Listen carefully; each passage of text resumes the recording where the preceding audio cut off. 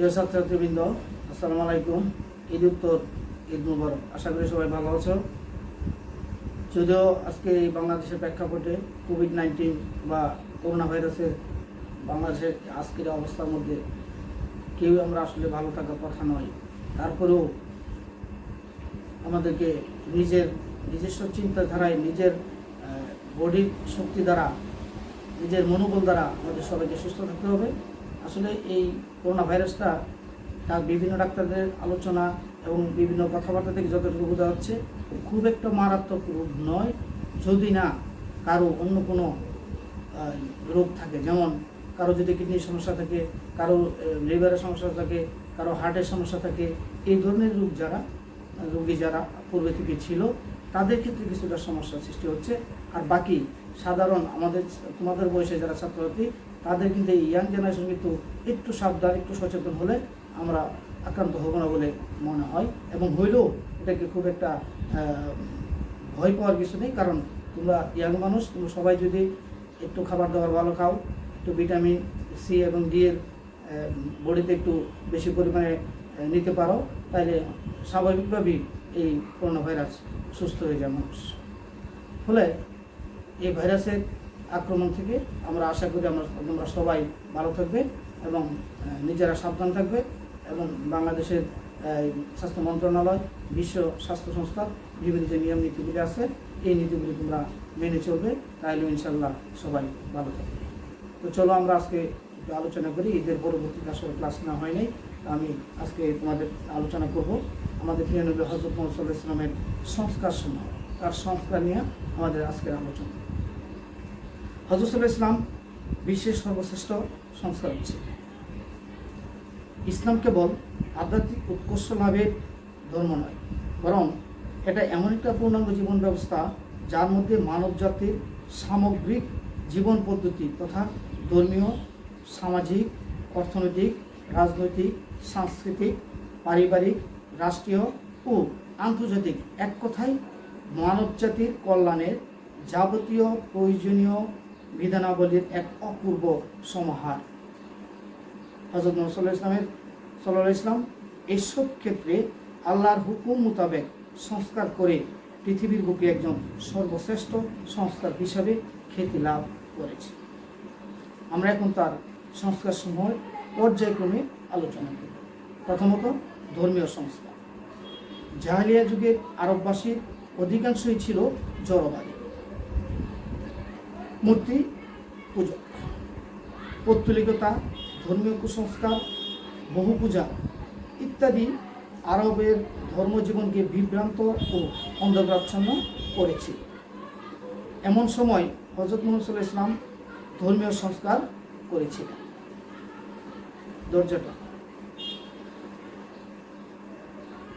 ধর্মীয় সংস্কারের বিভিন্ন ক্ষেত্রগুলি, যেমন একত্ববাদ প্রতিষ্ঠা। ধর্মীয় অন্ধকারাচ্ছন্ন ও কুসংস্কারাচ্ছন্ন নিয়োজিত সমাজে হযরত মুহাম্মদ সাল্লাল্লাহু আলাইহি ওয়াসাল্লাম ইসলামের তৌহিদের বাণী প্রচার করেন। ইসলামকে একটি পরিপূর্ণ জীবন বিধান হিসেবে সুপ্রতিষ্ঠিত করেন। বন ক্র্যামারের মতে, অর্থাৎ নিকৃষ্ট বস্তু পূজা হতে কঠিন ও অনমনীয় তৌহিদবাদ, এটাই ছিল ইসলামের ধর্মীয় সংস্কার। মক্কায় 13 বছর অবস্থানকালে হযরত মুহাম্মদ সাল্লাল্লাহু আলাইহি ওয়াসাল্লাম তাওহীদ, রিসালাত, আখিরাত ও তাকদীরের বিষয় প্রচার করেছিলেন। মাদানী যুগে ধীরে ধীরে অন্যান্য বিধান আহকাম প্রচার করা হয়। আরও পরে হালাল হারাম সম্পর্কিত বিভিন্ন বিধিবিধান প্রচার করা হয়। এভাবে হযরত সাল্লাল্লাহু আলাইহি ওয়াসাল্লাম ধর্মহীন সমাজে ধর্মকে সুপ্রতিষ্ঠিত করেছে।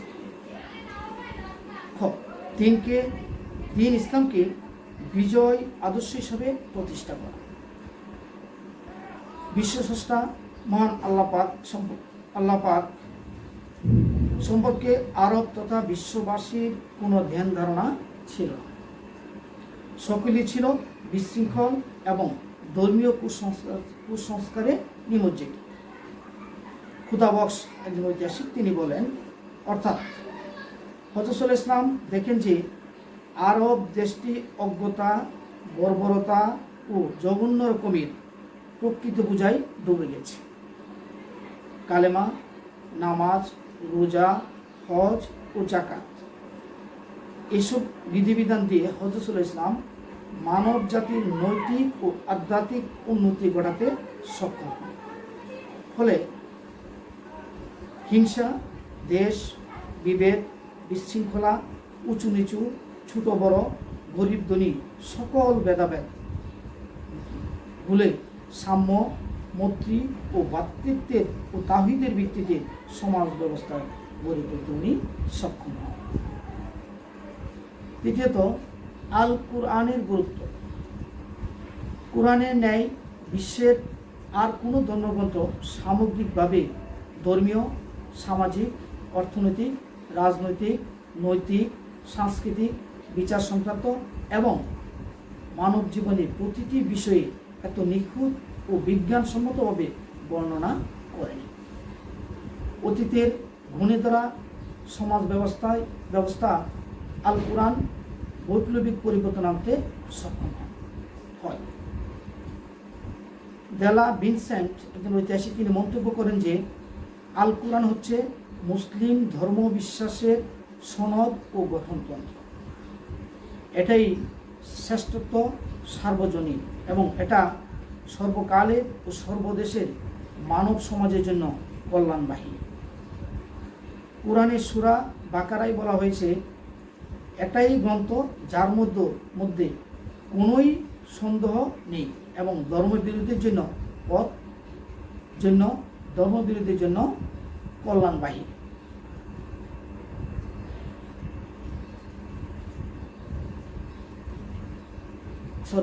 কুরআনের সূরা বাকারায় আবার বলা হয়েছে, এটাই গ্রন্থ যার মধ্যে কোনো সন্দেহ নেই এবং ধর্মবিরোধীদের জন্য পথ প্রদর্শক। ঐতিহাসিক হিট্রি বলেন, অর্থাৎ নিজে নিরক্ষর হয়েও হযরত সাল্লাল্লাহু আলাইহি ওয়াসাল্লাম এমন একখানা ধর্মগ্রন্থের প্রবর্তনা করেন যা বিশ্বের 1/8 অধিবাসীদের কাছে সমস্ত বিজ্ঞান, ধর্ম ও সাধারণ জ্ঞানের ভাণ্ডার রূপে গণ্য। এমন করে নিকৃষ্টতম বস্তু পূজা ও পৌত্তলিকতার জায়গায় হযরত মুহাম্মদ সাল্লাল্লাহু আলাইহি ওয়াসাল্লাম এক অনমনীয় একেশ্বরবাদ প্রতিষ্ঠা করেছিলেন। এইগুলো আমাদের ধর্মীয় সংস্কার। এখন আসবে সামাজিক সংস্কার। 6ষ্ঠ শতাব্দীতে আরব জাহানের সামাজিক পরিস্থিতির প্রতি নজর দিলে সভ্যতার এক বিভৎস চিত্র ফুটে ওঠে। চারদিকে মারামারি, হানাহানি, চুরি ডাকাতি, অবিচার অনাচার, হত্যা, ব্যভিচার, সুদ, ঘুষ, মদ্যপান ইত্যাদি সমাজকে কলুষিত করে। ঐতিহাসিক খুদাবক্স বলেন, অর্থাৎ মদ, নারী ও যুদ্ধে তারা লিপ্ত থাকত। দারিদ্র্যের বয়ে কন্যা সন্তানকে জীবন্ত কবর দিত। নৈতিক চরিত্রের কোনো বালাই ছিল না। হযরত সাল্লাল্লাহু আলাইহি ওয়াসাল্লাম তার মহত্ব, চারিত্রিক মাধুরী ও আল্লাহর দোয়া হেদায়েতের মাধ্যমে অসীম তিমিরে নিমজ্জিত মানুষ সমাজকে উদ্ধার করলেন, দিলেন সকল সামাজিক সমস্যার অপূর্ব সমাধান, সকল বৈষম্য দূরীকরণ। 6ষ্ঠ শতাব্দীর আরব সমাজকে তিনি ইসলামের মহান আদর্শ দিয়ে পরিপূর্ণভাবে পাল্টে দেন।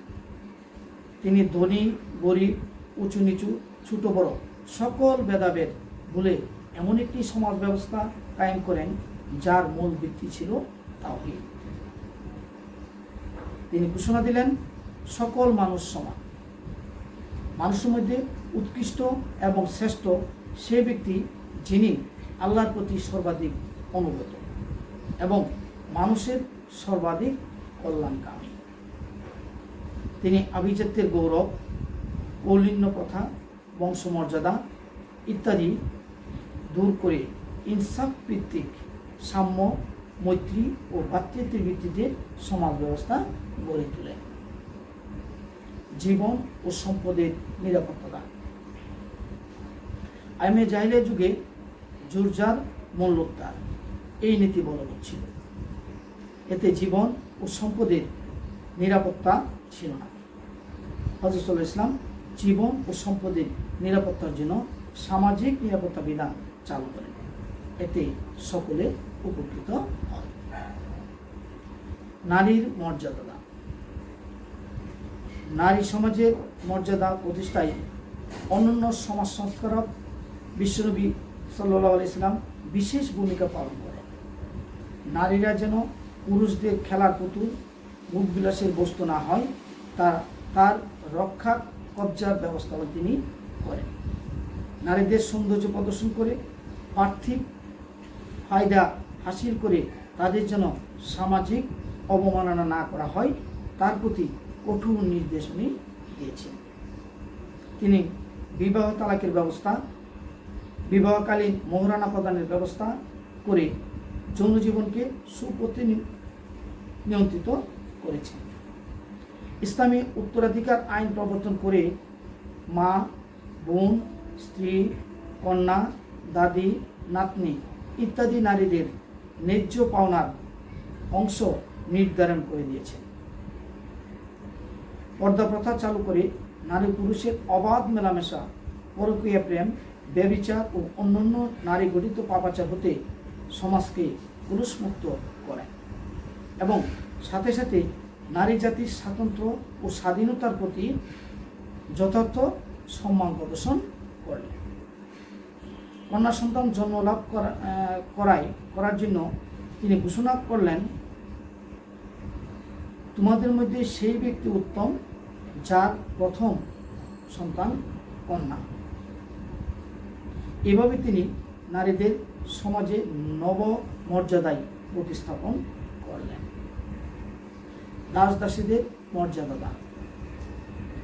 সাধারণত পরাজিত শত্রু দলের যুদ্ধবন্দীদের দাস দাসীতে পরিণত করা হতো। গবাদি পশুর ন্যায় দাস দাসীদেরও বাজারে বিক্রি করা হতো। মনিবের ইচ্ছার বিরুদ্ধে দাস দাসীদের কোনো স্বাধীনতা ছিল না। ইসলাম গ্রহণের অপরাধে হযরত আম্মান রাদিয়াল্লাহু তাআলা আনহা, বেলাল রাদিয়াল্লাহু তাআলা আনহা ও মুয়াইব রাদিয়াল্লাহু তাআলা আনহার মতো প্রমুখ কৃতদাস সাহাবীকে অমানবিক ও নির্মম কষ্ট স্বীকার করতে হয়েছিল। ইসলাম প্রত্যেক দাস দাসীর মৌলিক অধিকার সংরক্ষণে রক্ষা কবচ হিসেবে এগিয়ে এসেছে।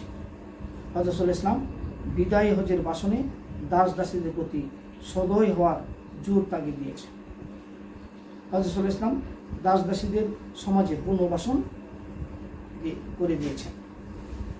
জায়েদ ইবনে হারিস এবং উসামা ইবনে জায়েদকে সেনাপতি এবং হযরত বেলালকে ইসলামের প্রথম মুয়াজ্জিন হিসেবে মনোনীত করেছিলেন। শ্রমিক মজুরদের অধিকার সংরক্ষণ। বিশ্বনবী সাল্লাল্লাহু আলাইহি ওয়াসাল্লাম শ্রমিক ও মজুরদের অধিকার আদায়ে দাবি সম্পর্কেও সচেতন ছিলেন। উপযুক্ত মজুরি তাদের ভাগ্যে জুটত না। সামাজিকভাবে শ্রমিকরা ছিল নিগৃহীত। হুজুর সাল্লাল্লাহু আলাইহি ওয়াসাল্লাম শ্রমিকদের সামাজিক মর্যাদা সম্পর্কে গুরুত্বপূর্ণ বক্তব্য রাখলেন। তিনি বললেন, ঘাম শুকাবার আগেই শ্রমিককে তার পারিশ্রমিক দিয়ে দিতে হবে। তিনি আরও বলতেন, ফরজ ইবাদতের পর হালাল রোজগার করাও ফরজ। ইয়াতিম, অসহায় ও ভিক্ষুকদের মর্যাদা। ইসলামের মতাদর্শে ধনী দরিদ্রের ভেদাভেদ অযৌক্তিক। প্রকৃত মর্যাদা মূল্যায়নের মানদণ্ড হল মানুষের গুণাবলী ও তার সত্যনিষ্ঠা। দারিদ্রদের তিনি ভীষণ ভালোবাসতেন। তিনি দোয়া করতেন, হে আল্লাহ, আমাকে দারিদ্র অবস্থায় জীবিত রাখো, দারিদ্র অবস্থায় মৃত্যু দিও এবং দারিদ্রের সাথে আমার হাসর করিও। দরিদ্রদের সাথে আমার হাসর করিও। তবে দারিদ্র নিয়ে হাত গুটিয়ে বসে থাকতে নিষেধ করেছেন। তিনি বলেছেন, দাতার হাত গ্রহীতার হাত অপেক্ষা উত্তম। ওই জীবিকাই সর্বোৎকৃষ্ট যা মানুষ নিজ হাতে উপার্জন করে। প্রাক ইসলামী যুগে সমাজ ব্যবস্থায় অনাচার, ব্যভিচার, অত্যাচার ইত্যাদিতে ডুবেছিল। পিকে হিটরি এই প্রসঙ্গে বলেন, অর্থাৎ রাজনৈতিক ও ধর্মীয় ক্ষেত্রে অরাজকতা বিরাজমান ছিল। একজন মহান ও জাতীয় নেতার অভ্যুদয়ের সময় উপযোগী ছিল, মঞ্চ প্রস্তুত ছিল। এইগুলো আমাদের সামাজিক সংস্কার সমূহ। আমরা এখন আলোচনা করব রাজনৈতিক সংস্কার। পূর্ণ মনোভাব, ন্যায়পরায়ণতা, উদারতা ও কঠোর কর্তব্যনিষ্ঠা ছিল যার চারিত্রিক ভূষণ। যিনি ছিলেন একাধারে ইয়াতিম হিসাবে সবার স্নেহের পাত্র, স্বামী হিসাবে প্রেমময়, পিতা হিসাবে স্নেহের আধার, সঙ্গী হিসাবে বিশ্বস্ত।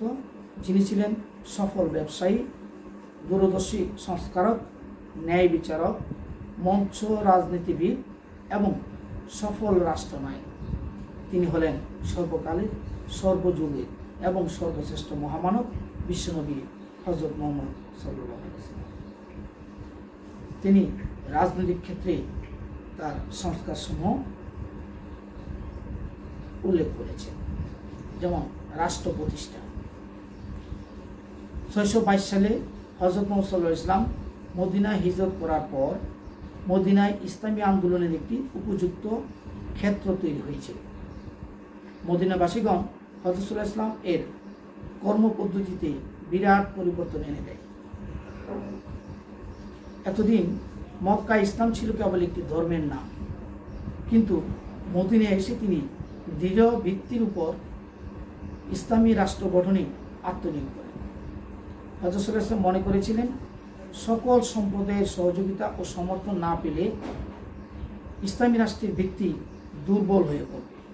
তাই তিনি সকল সম্প্রদায়ের লোকদের নিয়ে একটি সাধারণ তন্ত্র প্রতিষ্ঠা করেন এবং একটি আন্তর্জাতিক সনদপত্র স্বাক্ষরিত হয়, যা ইসলামের ইতিহাসে মদিনা সনদ নামে পরিচিত। পৃথিবীর ইতিহাসে এটাই ছিল প্রথম লিখিত শাসনতন্ত্র বা সংবিধান। উক্ত সংবিধানে রাষ্ট্রের প্রতিটি নাগরিকের মৌলিক অধিকার, জান, মাল ও ইজ্জতের নিরাপত্তা এবং ধর্মীয় স্বাধীনতার কথা ঘোষণা করা হয়। হযরত সাল্লাল্লাহু আলাইহি ওয়াসাল্লাম হন ইসলামী প্রজাতন্ত্রের সভাপতি। তিনি যে একজন দূরদর্শী ও সফল রাজনীতিবিদ, এখানেই তার প্রমাণ পাওয়া যায়। মদিনা সনদ নাগরিক জীবনে আমূল পরিবর্তন আনে এবং ইসলামী রাষ্ট্র প্রতিষ্ঠিত হতে সাহায্য করে। জাতি গঠন। বিভিন্ন অঞ্চলের বিভিন্ন শ্রেণী পেশার মানুষের ইসলামী ভাবধারায় হযরত সাল্লাল্লাহু আলাইহি ওয়াসাল্লাম একটি জাতি গঠন করতে চেয়েছিলেন।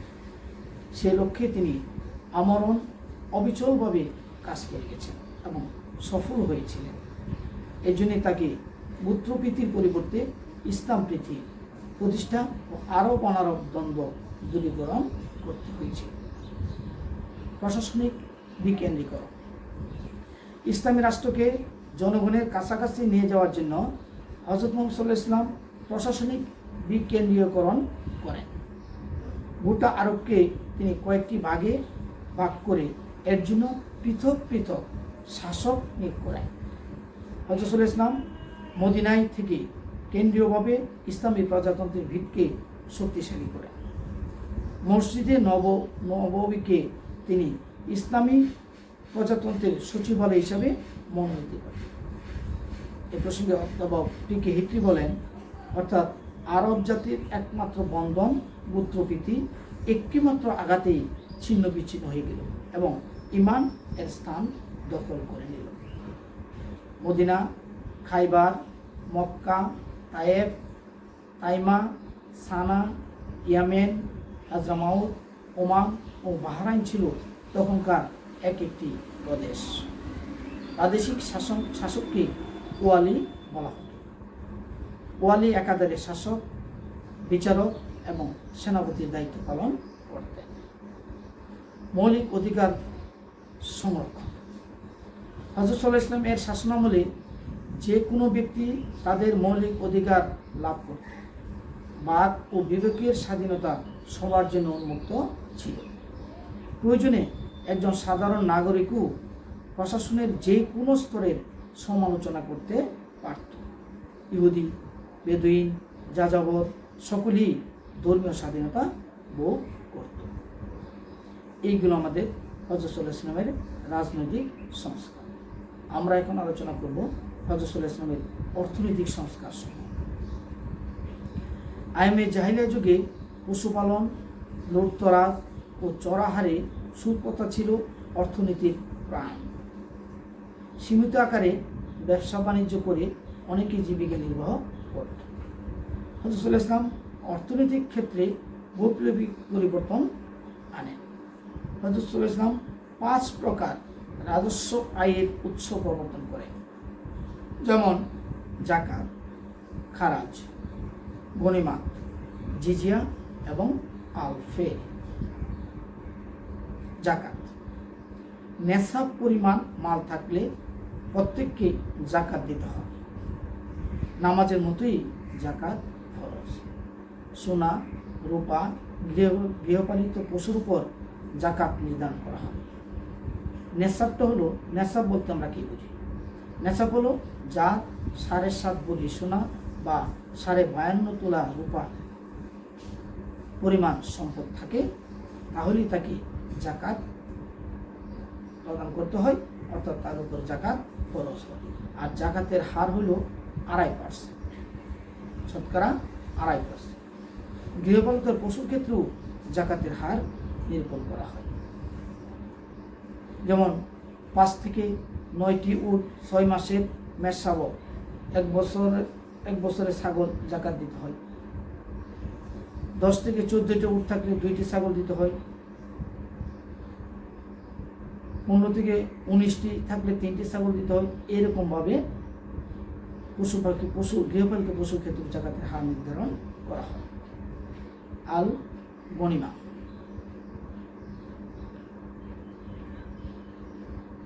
যুদ্ধে প্রাপ্ত দ্রব্যাদিকে বলা হতো গনিমা। এর 5 ভাগের 1 ভাগ রাজকোষে অর্থাৎ বাইতুল মালে জমা হতো এবং বাকি 5 ভাগের 4 অংশ যুদ্ধে অংশগ্রহণকারী সৈন্যদের মাঝে ভাগ করে দেওয়া হতো। 5 ভাগের 4 ভাগের মধ্যে অশ্বারোহীরা পদাতিক থেকে দ্বিগুণ বা 3 গুণ পেত। 5 ভাগের 1 ভাগের মধ্যে 3 ভাগের 1 অংশ হযরত সাল্লাল্লাহু আলাইহি ওয়াসাল্লাম, 3 ভাগের 1 অংশ, আর তার পরিবারের জন্য 3 ভাগের 1 অংশ, এবং 3 ভাগের 1 অংশ অনাথদের জন্য ব্যয় করা হয়। অর্থাৎ 5 ভাগের 1টা ভাগকে আবার 3টা ভাগ করে 1 অংশ হযরত সাল্লাল্লাহু আলাইহি ওয়াসাল্লাম, 1 অংশ তার পরিবার এবং 1 অংশ হলো অনাথদের জন্য ব্যয় করা হয়। এভাবে গনিমা বন্টন করা হয়। খারাজ: হযরত সাল্লাল্লাহু আলাইহি ওয়াসাল্লাম এর সময় খারাজ ভূমি ছিল অতি অল্প। এটা অমুসলিম কৃষকদের উপর ধার্য করা হতো। অর্থাৎ খারাজটা ছিল ভূমিকর, আর এটা শুধুমাত্র অমুসলিম যারা ছিল ওই অমুসলিম কৃষকদের উপরেই খারাজটাকে ধার্য করা হতো। জিজিয়া: অমুসলিমদের নিকট থেকে প্রাপ্ত নিরাপত্তা করকে জিজিয়া বলা হয়। কারণ হলো দেশ রক্ষার জন্য মুসলিমদের যুদ্ধে যাওয়া বাধ্যতামূলক ছিল, কিন্তু জিজিয়ার বিনিময়ে অর্থাৎ জিজিয়া কর দিয়ে অমুসলমানদের এ থেকে অব্যাহতি দেওয়া হয়েছিল। তো জিজিয়ার মাধ্যমে অমুসলিমরা এই যুদ্ধ থেকে অব্যাহতি পেত। অপ্রকৃতিস্থ শিশু, অসুস্থ, দারিদ্র, ধর্মযাজকদের জিজিয়া হতে অব্যাহতি দেওয়া হয়। সেনাবাহিনীর সাজসজ্জা, রসদ ও বেতন বাবদ জিজিয়ার অর্থ কিছুটা খরচ করা হতো। আলফে: দাবিদারহীন খাস জমি, বিদ্রোহীদের নিকট হতে বাজেয়াপ্ত জমি, অনাবাদী ও অরণ্য ভূমি, এইগুলিকে আলফে হিসেবে অভিহিত করা হতো। এরূপ জমি থেকে সংগৃহীত আয় জনকল্যাণমূলক কাজে ব্যয় করা হতো। এছাড়াও হযরত সাল্লাল্লাহু আলাইহি ওয়াসাল্লাম কর্তৃক ইসলামী রাষ্ট্রের আয়ের উৎস ছিল সাদকাতুল ফিতর, আওকাফ, আমওয়াল, আল ফাদিলা, নওয়াইব, দান, মুক্তিপণ, কর্য, উপঢৌকন সামগ্রী ইত্যাদি। প্রতিরক্ষা বিভাগ, প্রতিরক্ষা বিভাগের সংস্কার। প্রতিরক্ষা বিভাগ প্রত্যেকটি দেশের জন্য অত্যন্ত জরুরি। হযরত সাল্লাল্লাহু আলাইহি ওয়াসাল্লামের আমলে প্রতিরক্ষা বিভাগকে অত্যন্ত গুরুত্ব দেওয়া হতো। মুহাম্মদ সাল্লাল্লাহু আলাইহি ওয়াসাল্লাম এর সমর কৌশলও অভিনব ও চমকপ্রদ ছিল। খন্দকের যুদ্ধে সালমান ফার্সির পরামর্শে হযরত সাল্লাল্লাহু আলাইহি ওয়াসাল্লাম পরীক্ষা খনন করেন। খাইবার যুদ্ধে কামানের ব্যবহার দেখে তাইফের অবরোধে কামানু দাবা ব্যবহার করেছিলেন। সেনাবাহিনীতে জরুরি চিকিৎসা সাহায্যের জন্য ব্যবস্থা করা হতো। হযরত সাল্লাল্লাহু আলাইহি ওয়াসাল্লাম তার পরিচালিত গাজওয়া ও সমর অভিযান সমূহ এবং যুদ্ধক্ষেত্রে শত্রুপক্ষের সাথে যেসব নীতি আচরণ কার্যকর করেছিলেন, এই সমরনীতি ও যুদ্ধবিধি পৃথিবীর সকল সমরনীতির তুলনায় বহুগুণী ও অধিকতর মানবতা বিধায়ক ছিল। সংবাদ সরবরাহের ব্যবস্থা ছিল অত্যন্ত উন্নত মানের, অর্থাৎ গোয়েন্দা সংস্থা ছিল উন্নত মানের। যে কোনো নতুন ধরনের এবং আশঙ্কামূলক পরিস্থিতির ব্যাপারে হযরত সাল্লাল্লাহু আলাইহি ওয়াসাল্লামকে অবহিত করার জন্য শত্রুপক্ষের এলাকায় স্থানীয় গোয়েন্দা নিয়োজিত ছিল। শত্রুপক্ষের নিকট হইতে নিজেদের তথ্য ও খবরাদি গোপন রাখবার যথাসাধ্য কৌশল অবলম্বন করা হতো। বিচার ব্যবস্থা। সময়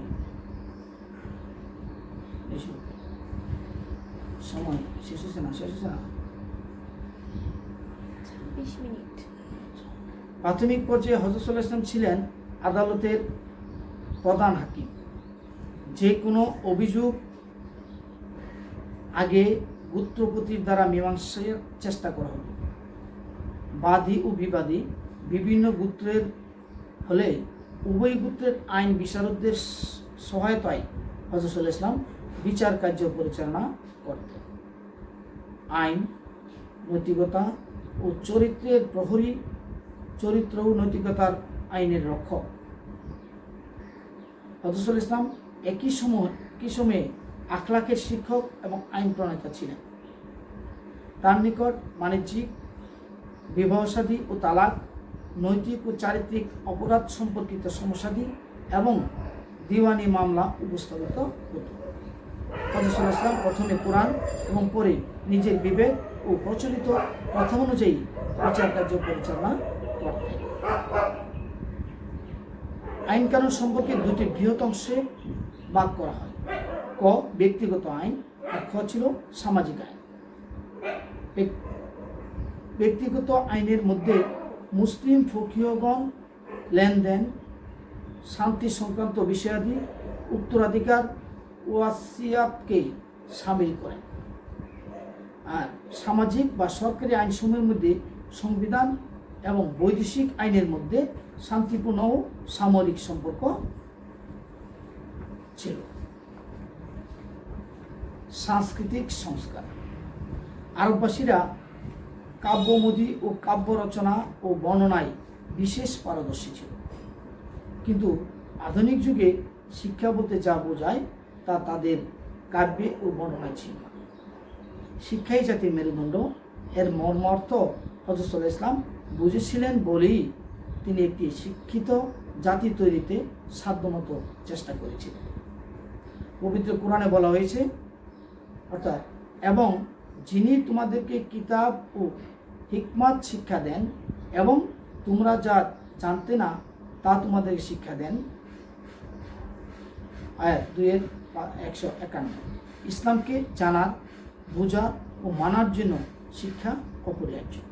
এই জন্য তিনি ঘোষণা দিয়েছিলেন, আলেমগণ নবীগণের ওয়ারিস। আলেমগণ অর্থাৎ জ্ঞানী শিক্ষিত ব্যক্তি, নবীগণের ওয়ারিস অর্থাৎ উত্তরাধিকার। 2, পণ্ডিতের কলমের কালি শহীদের রক্তর চেয়েও উত্তম। 3, শিক্ষার জন্য সুদূর চীন দেশে যেতে হলে যাও। 4, এক মুহূর্তের জন্য জ্ঞান চিন্তা সহস্র রজনীর উপাসনা থেকে শ্রেয়।